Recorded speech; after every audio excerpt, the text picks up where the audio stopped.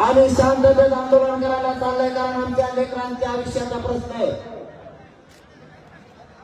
ते आरक्षण मागण्यासाठी आम्ही मुंबईला चाललोय. माझी मराठा समाजाला विनंती आहे, आपण आतापर्यंत शांत आलात. दिलेल्या शब्दाला माझा मराठा समाज जागलाय. एकाही मुलानं कुठेही कोणतीही गडबड होऊ दिली नाही आणि केली पण नाही. आपण शांत आहेत, दिलेला शब्द पाळतो. हे राज्याला पुन्हा एकदा माझ्या मराठा मायबाप समाजानं सिद्ध करून दाखवलं. आणि मुंबई सुद्धा आम्ही शांततेत जाणार,